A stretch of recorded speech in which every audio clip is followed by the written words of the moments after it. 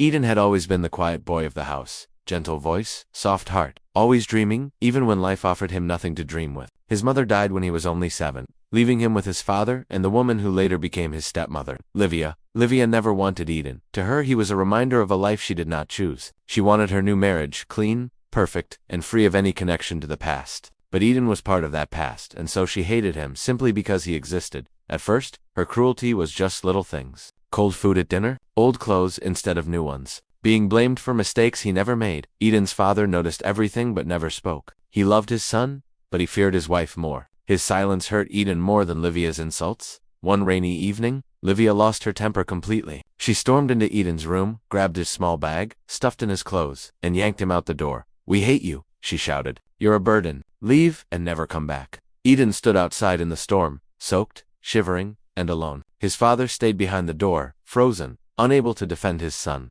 The door closed. That sound, that loud, final slam cut through Eden's childhood like a knife. He walked into the dark street, promising himself one thing: one day, they will regret throwing me away. Eden wandered for days, sleeping in bus stops, eating what little he found. His tears dried, replaced by quiet determination. He would never beg to return, never. On the 4th day, fate brought him to an elderly man named Harold, who owned a small workshop. When Harold saw Eden trying to steal a piece of bread from the back door, he didn't shout. He didn't punish. He simply asked, "Why are you hungry, boy?" And Eden told him everything. Instead of pity, Harold offered him something far more powerful: opportunity. "You can stay here," Harold said, "but you must work. I will teach you skills that no one taught you at home."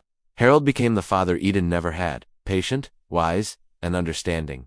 Eden learned woodwork, metalcraft, and later, designing furniture. He discovered he was talented. His hands, once used only for surviving, now created beautiful things. Harold helped him get into a training program, and soon Eden's designs started catching attention. By the time Eden turned 18, he was no longer the scared boy in the rain. He was confident, skilled, and earning well, but something inside him was still broken.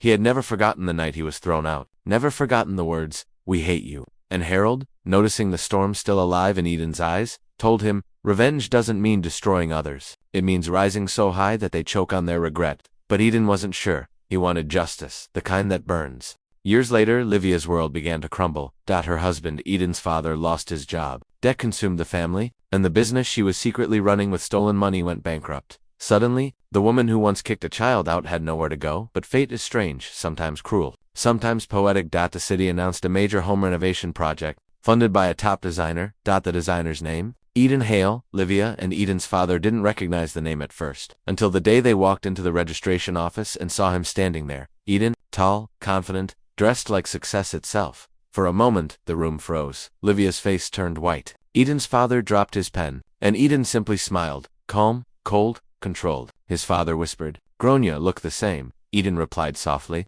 "Just older." Livia tried to speak, but guilt strangled her voice. They applied for help, desperate. Eden listened. Then he said the words she never expected to hear, "I have the power to approve your request." Livia's eyes brightened, but Eden continued, "I haven't decided whether you deserve help." Her face fell.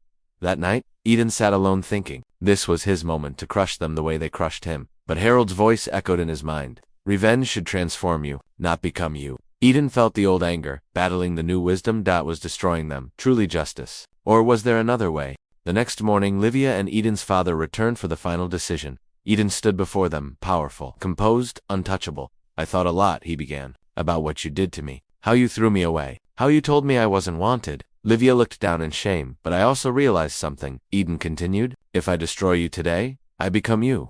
Silence. Then he added, "So my revenge is different?" He handed them a file. Inside were documents approving full renovation of their broken home, financial assistance, and food support. Livia's eyes filled with tears. "Why? Why would you help us?" she whispered. Eden stared directly at her. "Because I'm not like you."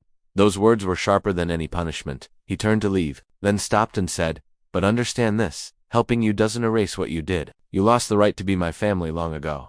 Livia tried to reach for him, but Eden stepped back gently. "This is the last time we ever meet," he said. "My life is bigger than the place you threw me from."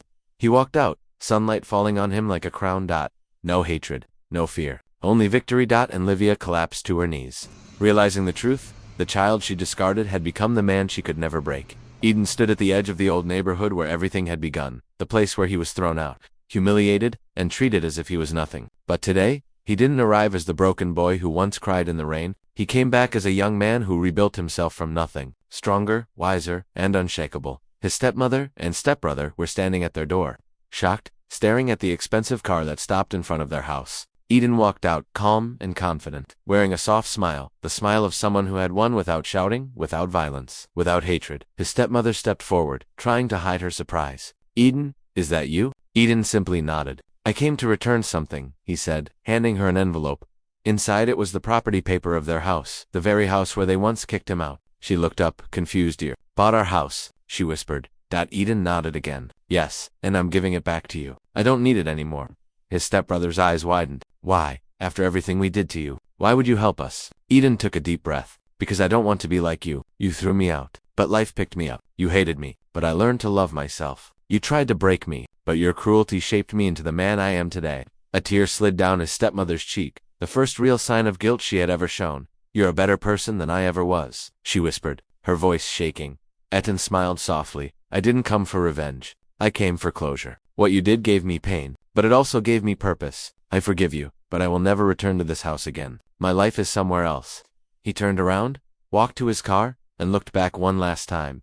"This is the last time you will see me in this street. Take care of each other, and take care of the home you almost destroyed." The engine started. The car drove away slowly. His stepmother watched, crying silently. His stepbrother lowered his head in shame, and he felt free. He finally closed the chapter that once hurt him the most, not with revenge, not with anger, but with dignity, strength, and a heart far bigger than their hatred. As he drove toward his new life, the sun set beautifully behind him, painting the sky with the colors of peace. Eden didn't just win. He healed. He rose. He became everything they said he never would.